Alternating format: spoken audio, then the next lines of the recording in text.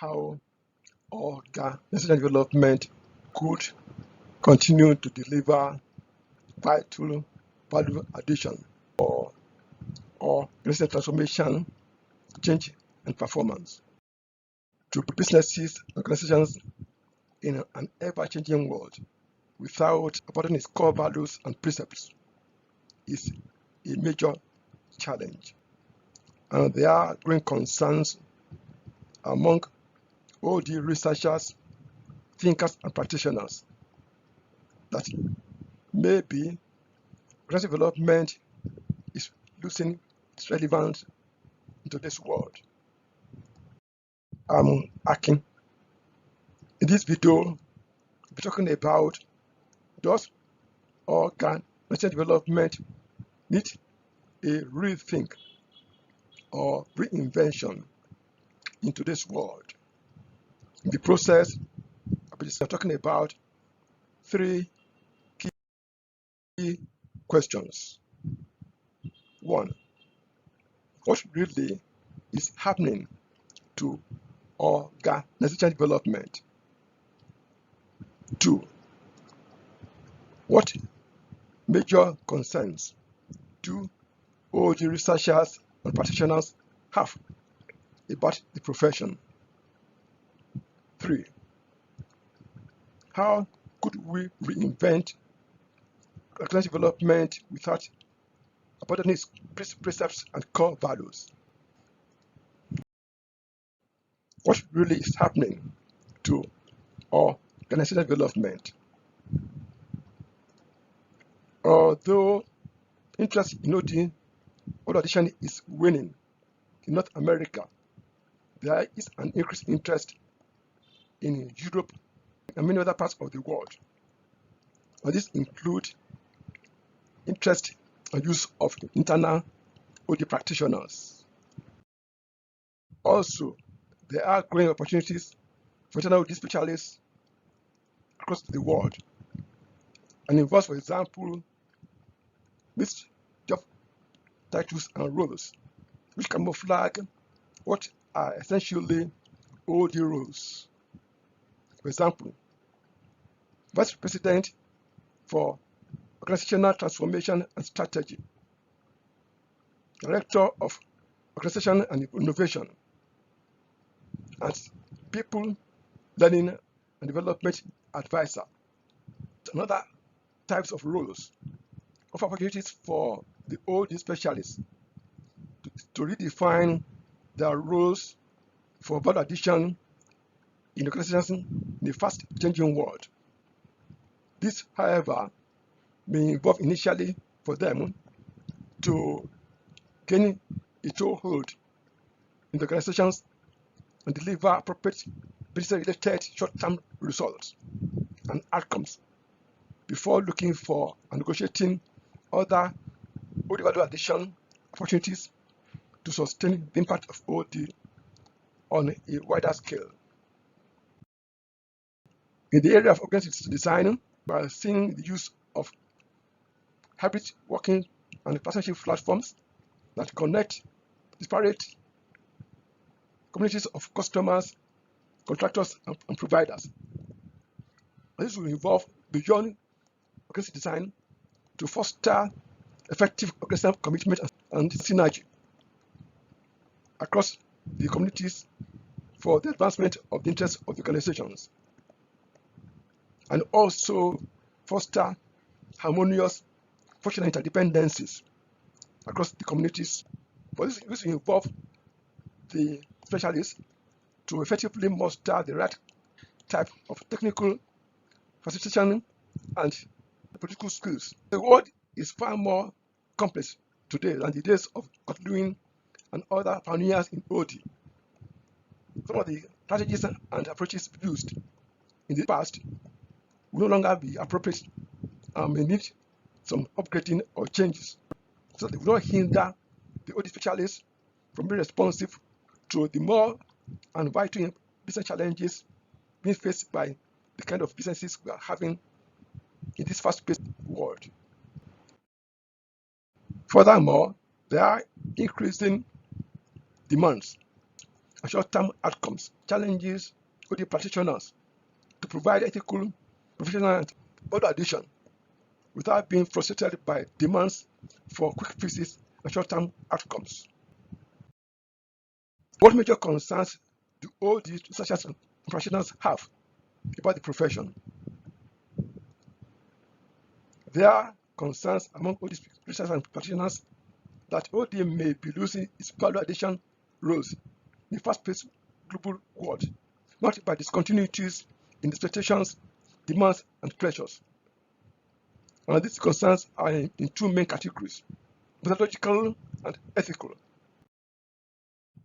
In the first category are academics and OD practitioners who feel that the methods and the approaches of OD to address the realities of today's world may involve embracing more robust and more innovative approaches and methods so that the OD practitioner could better align its approaches to the challenges faced by businesses and organizations today. There are others also who are concerned about the erosion of the precepts and core values of OD. They frown at the practice moving away from traditional OD values and precepts. For example, they took umbrage as consulting organizations who they see as not practicing proper OD. For example, they marketing, promoting their pretended solutions, or some of them making some outrageous promises.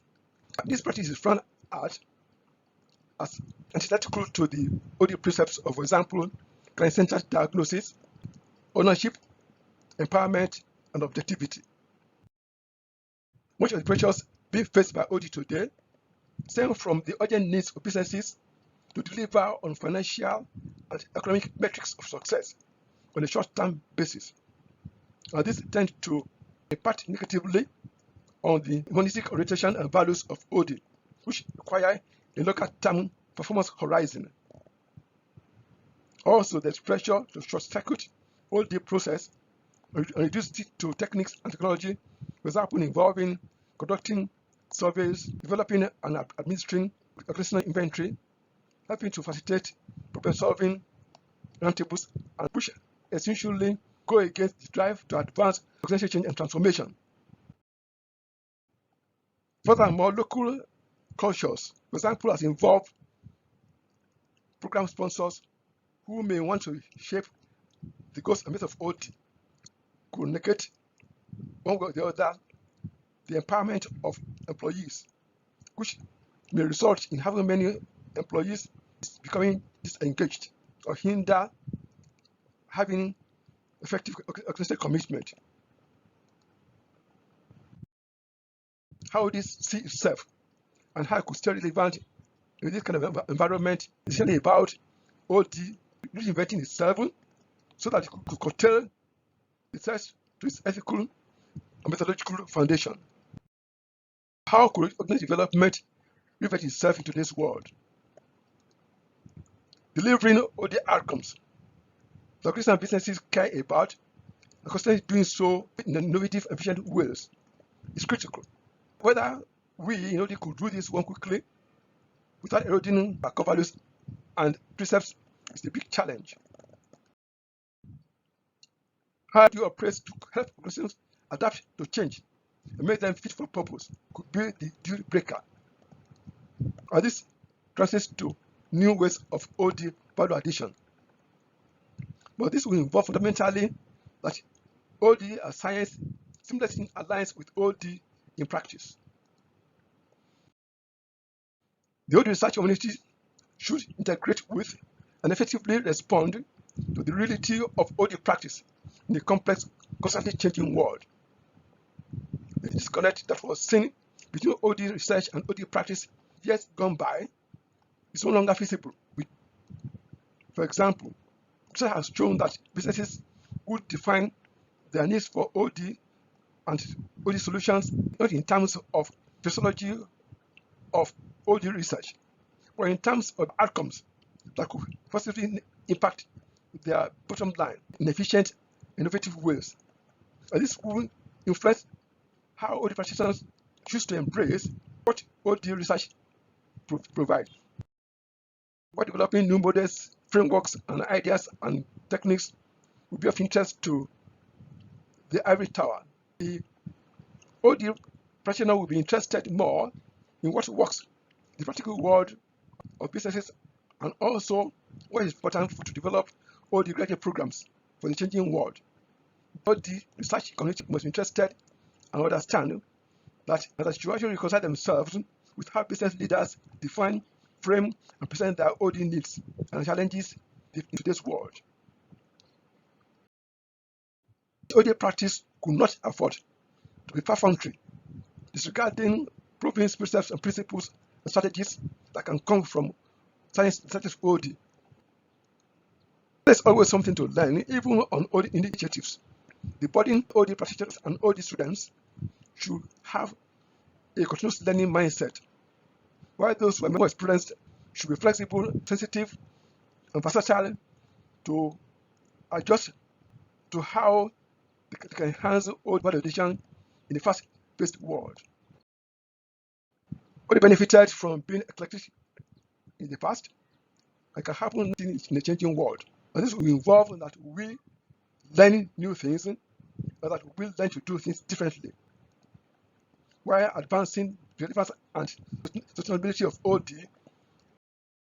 We should be learning from innovations in technology, in delivering OD value addition, speed, flexibility, and sensitivity that will help benefit organizations to be sustainable in the way they operate for organizational transformation and change. In today's world, there's increasing pressure in the face of the demands for quick fixes and short-term outcomes by organizations and business leaders. Body practitioners could provide ethical professional value addition without compromising the integrity of methods and precepts. How do we do this? This involves, for example, that we deliver outcomes that organizations and businesses really care about, and we should do this one in efficient, innovative ways. But we should find the right balance between promoting business effectiveness and advancing monetary values in organizations. And this will involve that we negotiate with businesses on delivering OD results on feasible, realistic, and sustainable timescales of, for example, short-term, medium-term, and long-term outcomes. Before you go, what do I hope you remember? This I call points for emphasis, PFE, and they are three. 1. With incredible changes in industry, business and technology, among others, cause the challenge for OD to function itself and for OD practitioners to quickly respond to changing expectations, demands, and pressures, while delivering OD value addition in client-friendly ways without eroding the integrity of its core values and precepts. 2. All research community should integrate with and effectively respond to the reality of OD practice in a complex, constantly changing world. And 3. OD practitioners should be delivering outcomes that organizations and businesses leaders really care about in efficient, ethical, and innovative ways, but negotiate realistic and sustainable timescales for short-term, medium-term, and long-term OD value addition.